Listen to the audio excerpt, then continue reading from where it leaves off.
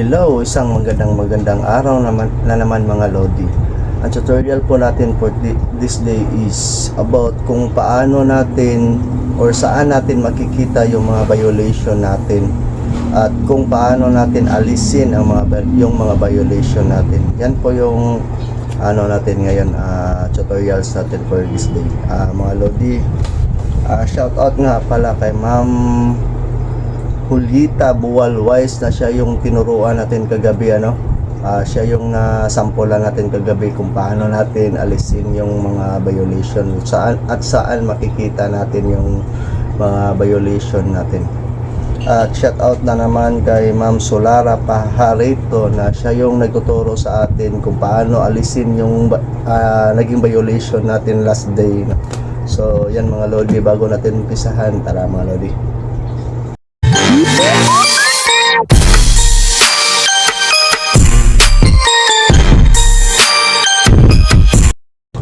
So proceed na tayo mga Lodi.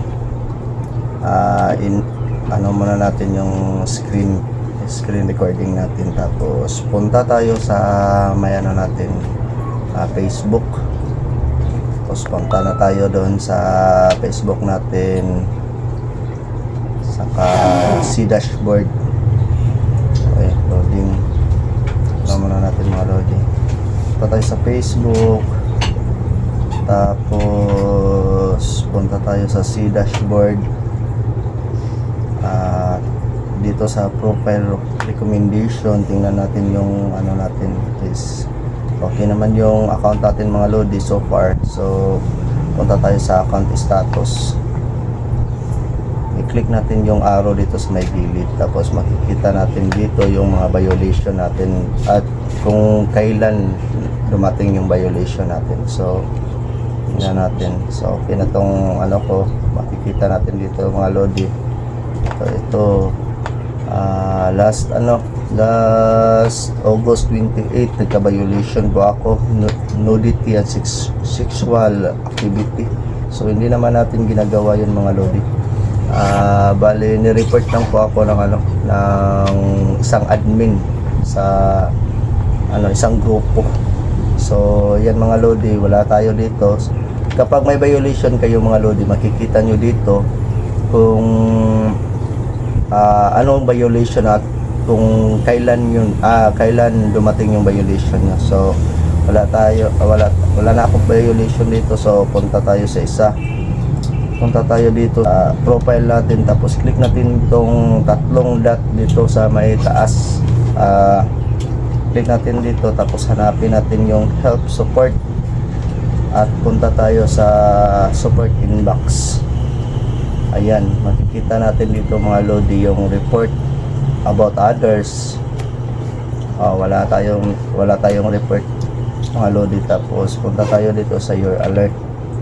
So your alert is makikita natin your message goes against our community standards on nudity or sexual activity.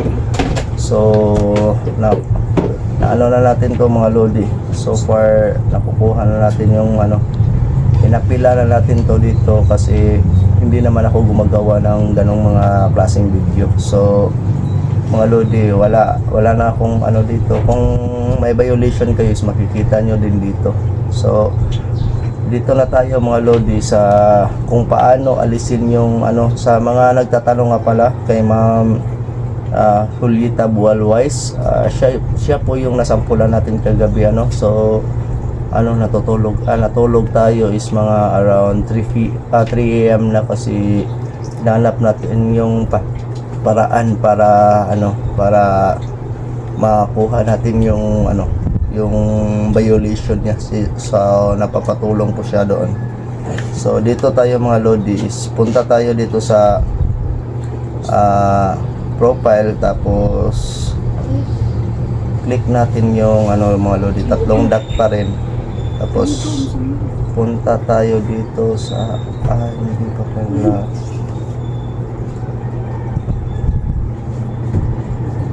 si dashboard log.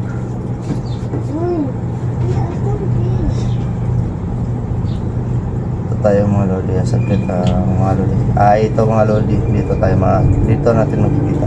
Punta tayo dito sa, kanina doon tayo sa help and support. Ngayon mga lodi, dito tayo sa settings and privacy. So punta tayo sa may settings mga lodi.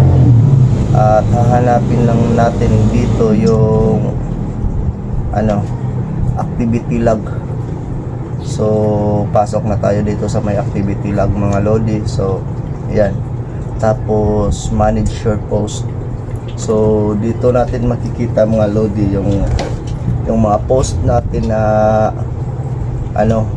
public, naka-public. Tapos dito natin makikita yung mga previous na yung mga nagawa natin since hindi pa tayo nagda-dashboard na dito natin makikita yung mga post natin na mga maselan na ayaw ni Facebook. So dito natin makikita mga lodi kung paano natin i-delete is dito natin yun matatagpuan. So punta lang tayo mga lodi sa sa naka-public na to lahat sa akin kasi na-delete ko na lahat Pag may nakita kayo naka-only me dito is yung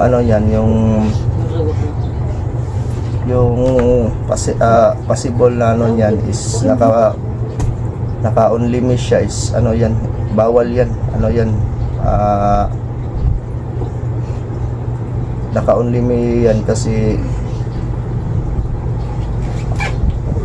hindi inalaw ni Facebook na ma-public yan kasi bawal nga yan sa standard siya. So mga lodi naka-public na lahat. So far mga lodi, dito nyo lang mahahanap kapag may mga violation kayo.